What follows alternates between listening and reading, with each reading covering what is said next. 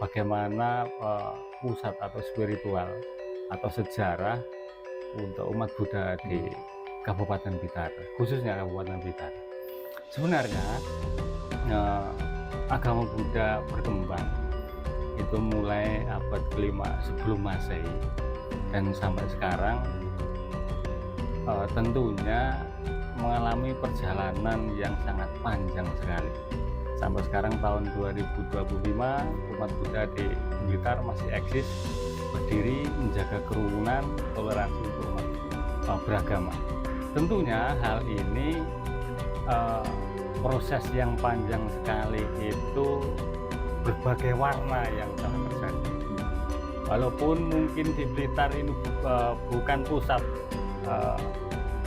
artinya penyebaran agama Buddha di zaman itu, mulai zaman Sriwijaya dan sebagainya, tentunya penyebaran agama itu juga sampai ke Blitar.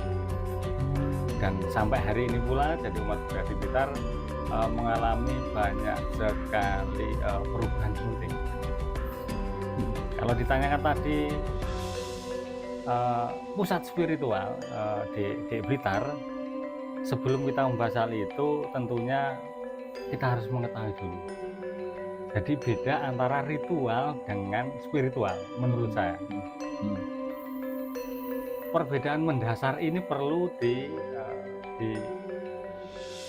disamakan dulu persepsinya antara kita, agar biar tidak salah paham. Banyak menyebut orang ritual dengan spiritual itu sama saja, padahal itu ada perbedaan mendasar walaupun saling berkaitan. Jadi kalau ritual itu biasanya itu praktek langsung tentang tata cara peribadatan mungkin yang sudah terstruktur. Jadi di masyarakat, baik itu budaya, tradisi dan macam-macam. Misalnya kalau di umat Buddha di Blitar itu untuk ritual itu tata cara untuk peribadatan di atau ibadah di wihara atau tempat keagamaan Buddha gitu kan. Jadi bisa melalui puja bakti, tata caranya seperti apa, kemudian baca misalnya parita atau mantra, jadi terstruktur. Itu ritual, jadi prakteknya kan gitu kan. Kalau terkait dengan spiritual, kalau spiritual itu biasanya lebih ke dalam, jadi pengolahan batin. Kalau spiritual, jadi pengolahan batin berkenaan dengan apa? Dengan biasanya yang lebih besar, dengan diri kita, misalnya dengan Tuhan, kemudian hubungannya dengan alam semesta, atau hubungannya dengan makrokosmos yang di alam itu spiritual, jadi mengarah ke dalam batin. Kalau ritual adalah praktek tata cara yang terstruktur, dengan tradisi budaya masing-masing tentunya. Ya. Kalau untuk di Blitar ya, jadi kalau untuk di Blitar, kalau untuk pusat ritual atau spiritualnya itu sama-sama berkaitan. Yang paling menonjol itu kalau untuk di Blitar, di Kabupaten Blitar itu seperti di tempat ibadah atau wihara itu di Bodhgiri. Kalau di Balairejo jelas ada puja bakti, praktek keorganisasian dan macam-macam. Selain itu, kalau untuk spiritualnya dia mengarah ke dalam pengembangan batinnya, itu terkait dengan praktek meditasi. Biasanya dilakukan itu ketika masa puasa, ketika para biku berdiam di sana.